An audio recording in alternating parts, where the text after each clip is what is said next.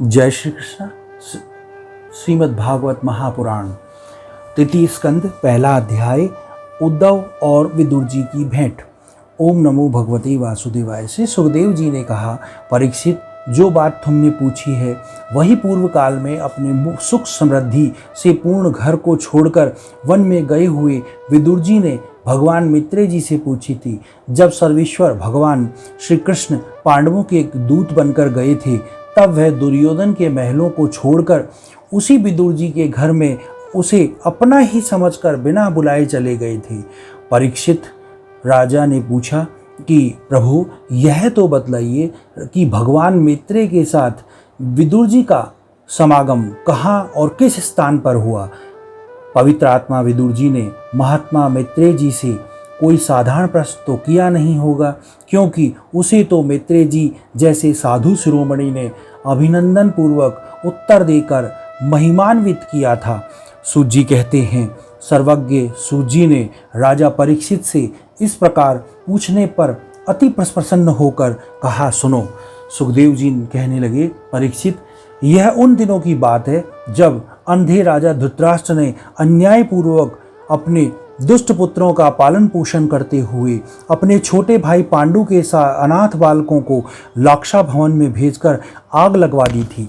जब उनकी पुत्रवधू और महाराज युधिष्ठिर की पटरानी द्रौपदी के केश दुशासन ने भरी सभा में खींचे, उस समय द्रौपदी की आंखों से आंसुओं की धारा बह चली और वह प्रवाह से उसके वक्षस्थल पर लगा हुआ केसर भी बह चला था, किंतु धृतराष्ट्र ने अपने पुत्र के उस कुकर्म से उसे नहीं रोका। दुर्योधन ने सत्यपरायण और भले भाले युधिष्ठिर का राज्य जुए में अन्याय से जीत लिया और उसे वन में जाने के लिए निकाल दिया, किंतु वह वन से लौटने पर प्रतिज्ञा अनुसार जब उन्होंने अपना न्यायोचित पैतृक भाग मांगा, तब भी मोहवश उन्होंने उस अजात शत्रु युधिष्ठिर को उनका हिस्सा नहीं दिया। महाराज युधिष्ठिर के भेजने पर जब जगत गुरु भगवान श्री कृष्ण ने कौरवों की सभा में हित भरे समुधर वचन कहे, तो भीष्म आदि सज्जनों को अमृत से लगे, पर कुरुराज ने उनके कथन को कुछ भी आदर नहीं दिया। देते कैसे, उनके तो सारे पुण्य नष्ट हो चुके थे। फिर जब सलाह के लिए विदुर जी को बुलाया गया, तब मंत्रियों में श्रेष्ठ विदुर जी ने राजभवन में जाकर बड़े भाई धृतराष्ट्र से के पूछने पर उन्हें वह सम्मति दी, जिसे नीति शास्त्र में जानने वाले पुरुष विदुर नीति कहते हैं। उन्होंने कहा, महाराज, आप आजाद शत्रु महात्मा युधिष्ठिर को उनका हिस्सा दे दीजिए। वह आपके न सहने योग्य अपराध को भी सह रहे हैं। भीमरूप काले नाग से भी तो आप भी बहुत डरते हैं। देखिए, वह अपने छोटे भाइयों के सहित बदला लेने के लिए बड़े क्रोध से फुफारे मार रहा है। आपको पता नहीं, भगवान श्री कृष्ण ने पांडवों को अपना लिया है। वह यदुवीरों के आराध्य देव इस समय अपनी राजधानी द्वारकापुरी में ही विराजमान है। उन्होंने पृथ्वी के सभी बड़े बड़े राजाओं को अपने अधीन कर लिया है तथा ब्राह्मण और देवता भी उन्हें अपने पक्ष में हैं। जिसे आप पुत्र मानकर पाल रहे हैं तथा जिसकी हाँ में हाँ मिला रहे हैं, उस दुर्योधन के रूप में मूर्तिमान दोष को ही आप अपने घर में घुसा बैठा है। यह तो साक्षात भगवान श्री कृष्ण से द्वेष करने वाला है। इसी के कारण आप भगवान श्री कृष्ण से विमुख होकर श्रीहीन हो रहे हैं। अतएव यदि आप अपने कुल की कुशल चाहते हैं तो इस दुष्ट को तुरंत ही त्याग दीजिए।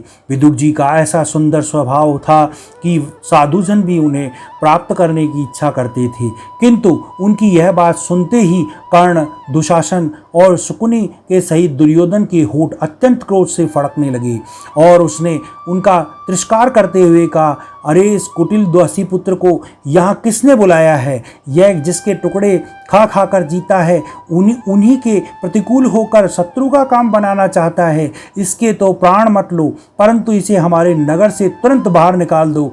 भाई के सामने ही कानों में बाण के समान लगने वाले इन अत्यंत कठोर वचनों से मर्माहत होकर भी विदुर जी ने कुछ बुरा न माना और भगवान की माया को प्रबल समझकर अपना धनुष राजद्वार में रख वे हस्तिनापुर चल दिए। कौरवों को विदुर जैसे महात्मा बड़े पुण्य से प्राप्त हुए थे। वह हस्तिनापुर में चलकर पुण्य करने की इच्छा से भूमंडल में तीर्थपाद भगवान के क्षेत्रों में विचरने लगे, जहाँ श्री हरि, ब्रह्मा, रुद्र, अनंत आदि अनेकों मूर्तियां के रूप में विराजमान है। जहाँ जहाँ भगवान की प्रतिमाओं से सुसज्जित तीर्थ स्थान, नगर, पवित्र वन, पर्वत, निकुंज और निर्मल जल से भरे हुए नदी सरोवर आदि थे, उन सभी स्थानों में वह केवल अकेले ही विचरते रहे। वह अवधूत वेश में स्वच्छंदता पूर्वक पृथ्वी पर विचरते थे, जिससे आत्मीय जन उन्हें पहचान ना सके। वह शरीर को सजाते ना थे, पवित्र और साधारण भोजन करते थे, शुद्ध वृत्ति से जीवन निर्वाह करते, प्रत्येक तीर्थ में स्नान करते, जमीन पर सोते और भगवान को प्रसन्न करने वाले व्रतों का पालन करते थे। इस प्रकार भारतवर्ष में ही विचरते विचरते जब तक वह प्रवास क्षेत्र में पहुँचे, तब तक भगवान श्री कृष्ण की सहायता से महाराज युधिष्ठिर पृथ्वी का एक छत्र अखंड राज्य करने लगे थे। वहाँ उन्हें अपने कौरव बंधुओं के विनाश का समाचार सुना, तो जो आपस की कलह के कारण परस्पर लड़ भिड़कर उसी प्रकार नष्ट हो गए, जैसे अपनी ही रगड़ से उत्पन्न हुई आग से बांसों का सारा जंगल जलकर खाक हो जाता है। यह सुनकर वह शोक करते हुए चुपचाप सरस्वती के तीर पर आए। वहाँ उन्होंने त्रित, उष्णा, मनु, पृथु, अग्नि, असित, वायु, सुदास, गो, ग्रह और श्रद्धादेव के नामों से प्रसिद्ध 11 तीर्थों का सेवन किया। उनके सिवा पृथ्वी में ब्राह्मण और देवताओं को स्थापित किए हुए जो भगवान विष्णु के और भी अनेक मंदिर थे, जिनके शिखरों पर भगवान के प्रधान आयुध चक्र के चिन्ह थे और जिनके दर्शन मात्र से ही भगवान श्री कृष्ण का स्मरण हो आता है, उनका भी सेवन किया। वहाँ से चलकर वह धान्यपूर्ण सौराष्ट्र, सौवीर, मत्स्य और कुरुजांगल आदि देशों में जाते हुए वह कुछ दिनों में यमुना तट पर पहुँचे। तब वहाँ उन्होंने परम भागवत उद्धव जी के दर्शन किए। भगवान श्री कृष्ण के प्रख्यात सेवक और अत्यंत शांत स्वभाव थे। वह पहले बृहस्पति जी के शिष्य रह चुके थे। विदुर जी ने उन्हें देखकर प्रेम से गाढ़ आलिंगन किया और उनसे अपने आराध्य भगवान श्री कृष्ण और उनके आश्रित अपने स्वजनों का कुशल समाचार पूछा। विदुर जी ने कहा, उद्धव जी, पुराण पुरुष बलराम जी और भगवान श्री कृष्ण ने अपने ही नाभि कमल से उत्पन्न किए हुए ब्रह्मा जी की प्रार्थना से इस जगत में अवतार लिया है। वह पृथ्वी का भार उतार कर सबको आनंद देते हुए अब श्री वासुदेव जी के घर में कुशल पूर्वक से रह रहे हैं ना।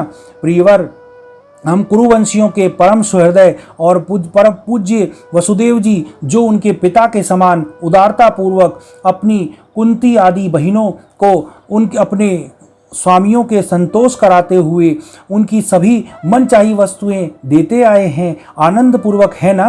प्यारे उद्धव जी, यादवों के सेनापति वीर प्रद्युम्न जी तो प्रसन्न है ना, जो पूर्व जन्म में कामदेव थे और जिन्हें देवी रुक्मणी जी ने ब्राह्मणों की आराधना करके भगवान से प्राप्त किया था। सात्व, वृष्णि, भोज और दशाहर्षवंशी यादवों के अधिपति महाराज उग्रसेन तो सुख से है ना, जिन्होंने राज्य पाने की आशा से सर्वथा परित्याग कर दिया था, किंतु कमल नयन भगवान श्री कृष्ण ने जिन्हें फिर से राज सिंहासन पर बैठाया, सौम्य अपने पिता भगवान श्री कृष्ण के समान समस्त रथियों के में अग्रगण्य श्री कृष्ण तन्मय सांब सकुशल तो है ना। यह पहले पार्वती जी के द्वारा गर्भ में धारण किए हुए स्वामी कार्तिकेय है। अनेक व्रत करके जामवंती ने इन्हें जन्म दिया था, जिन्होंने अर्जुन के रहस्य युक्त धनुर्विद्या की शिक्षा पाई है। वह सत्या की तो कुशल पूर्वक है ना। वह भगवान श्री कृष्ण की सेवा से अनायास ही भगवत जनों की उस महान स्थिति पर पहुंच गए जो बड़े बड़े योगियों को भी दुर्लभ है। भगवान के शरणागत निर्मल भक्त बुद्धिमान अक्रूर जी तो प्रसन्न है ना, जो श्री कृष्ण के चरण चिन्हों से अंकित वज्र के मार्ग की रज में प्रेम से अधीर होकर लौटने लगे थे।